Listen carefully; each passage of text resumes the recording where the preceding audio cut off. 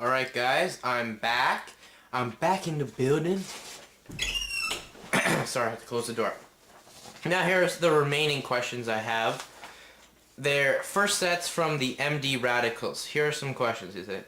What do you think of the Montreal Screwjob? Well, me being from Canada, I am pissed off about the Montreal Screwjob. You talk about it in Canada today, you will get shot. If you say that it was a great thing, you'll get shot. If you think HBK is like the greatest, which I don't think he's great as a person, I think he's great as a talent. I just think he's great as a talent, not a good person. But my thoughts on it are, one, it was the stupidest thing ever because they should have just gone through what they wanted to do, have Brett lose the title on Raw in a clean way. Two, not have Earl Hebner tell Bret Hart that he wouldn't do that and he swore on his children's lives, and then he did it and ran away like a little bastard, and the fans hate him for it. Like, watch him into TNA, watch that sacrifice when he throws the hockey stick out, the TNA fans chant, "You screwed Bret! You screwed Bret!" Earl can't ever come to Canada without getting that chant on his MySpace, by the way.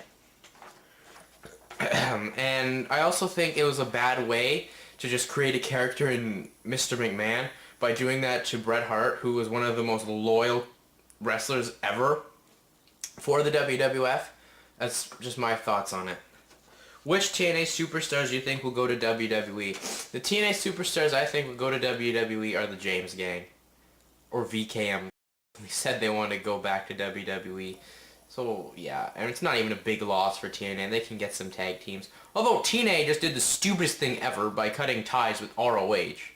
Like, what the hell? Now that ROH has a pay-per-view deal, it'll probably blow away TNA. I mean, I don't know. Maybe we can have a three-way war, even though I so doubt it. Even though ROH is still the minor leagues. Next question, Radicals. What do you like better, WWE or TNA? Well, I personally like TNA better, but recently, WWE, because they've hooked me into some storylines and all that good stuff. Like, TNA, they gotta pick it up. Sacrifice better be damn good, because they get more time to build for a pay-per-view, where WWE is just throwing pay-per-views left, right, and center. And do you think that Kurt Angle can compete with UFC stars? No. No, they can't. Kurt maybe has conditioning, but Chuck Liddell or Rampage Jackson or Tito Ortiz would knock Kurt Angle the fuck out on the first shot, okay? There's no chance Kurt Angle could do that. He couldn't even last a minute with Chuck Liddell. So, that's thanks to MD Radicals. Thanks for giving me shout-outs in your latest vids, so keep them coming, and I'll send you some more questions you send me. It's a deal like that. Next, Cat572. Some questions from a good guy again. Do you think some high-flying moves are pointless, and do you like Jeff Hardy? Well, high-flying moves are not pointless. I mean, granted, the only purpose for them really are to look cool and get the fans into the match. So, they're not pointless in that aspect. I mean, some of them, they're definitely high risk because you could kill yourself on them. Just my thoughts on that. I mean, I like them. They get the crowd into a match if the match is stale and you hit a high move. So they're not pointless, but they're very risky. And do I like Jeff Hardy? Well, I like Jeff Hardy from when he was originally in the WWF. Not now. I really don't like Jeff Hardy now. It's not like I hate him. I mean, I don't really care for him because nothing happens with him. He just won the IC title and lost it quickly. I mean, because Jeff doesn't have a passion for this business anymore. He's just there to get a paycheck, really, in my mind. I mean, a good thing that TNA didn't get him to win the title. I mean, although they could have maybe given it to him for a month like they did with Rhino. But I do like Jeff Hardy, and that's that. Do you think the Hardys are better separated or together? I think the Hardys are definitely... That's a tough... Because I personally think the Hardys together now is stupid. I mean, it's the same shit we've seen a million times. But I'll say they're better separated. I mean, you have better matches. I mean, Matt's okay. I'd like to see him separated more. Like, maybe have them have a better feud than what they did back in the WWF. The original thing between them. So I think they're better separated. Who do you like better, or Lashley? Well, I hate all of them. So I'm just gonna go out and say I like Batista better. Because Batista, well, he's starting to work, and he was brought up by Triple H, so who's a good talent, so I'm going to have to go with Batista. Just because he's a better worker. Thanks, CoolCat572, although I don't like Batista pretty much basing a lot of stuff off Ultimate Warrior, which is bad, especially in WWE. But once again, thanks again, CoolCat572. My last set of questions are from Chris72. Who do you think, what do you think is keeping TNA from getting a 2-hour deal? What I think is keeping TNA from getting a 2-hour deal is two things. One, ratings, because ratings are the only thing that tells Spike TV, hey, let's give you guys 2 hours, because you guys, and because like, look, they're really, even though I haven't seen this week's Impact, I really was disappointed with the last one. Like, the past couple have been good, but I don't know, man. They got to do something to pick up that. The other thing I do is I think the storylines, they got to really work on the storylines. Just go back to more wrestling. If they go back to more wrestling, the true hardcore fans will go there, and the entertainment fans would.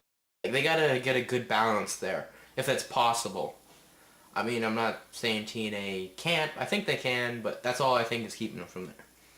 How gay is the Imposter CM Punk? The Imposter CM Punk, which is on that Facebook group I told you guys about, is so gay. He's gayer than Richard Simmons at an NSYNC concert with the Backstreet Boys opening up and living in Liberace's house. Gay he is. Who is a bigger icon, Hulk Hogan or Stone Cold Steve Austin? Stone Cold Steve Austin is a bigger icon in my mind for two reasons. One, you have amazing moments with Stone Cold. Like, Hogan really only had one moment, but just with different people. Just come back and fight. I mean, although the heel turn was cool when he forming the NWO.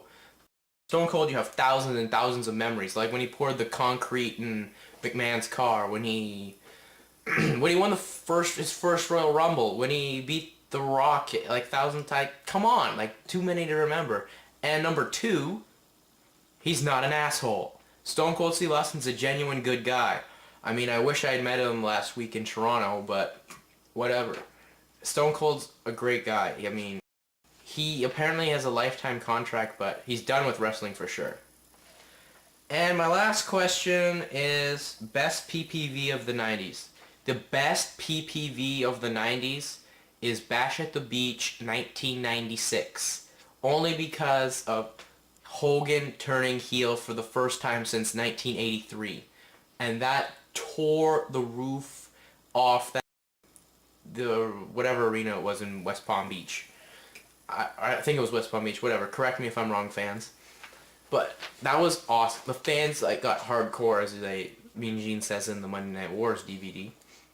So I think it's the best pay-per-view because it started it pretty much took the balance of power with WWF, and then it went BAM! WCW, because they had a hot storyline that they with. So that's my question answer video. This has been this third installment of Down and Dirty with the Dirrtywhytboi. So peace out, and I may film another special video for you guys since I did not get the Impact review. So peace.